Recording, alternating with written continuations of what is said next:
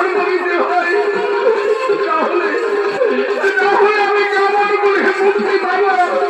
সেই অসুখ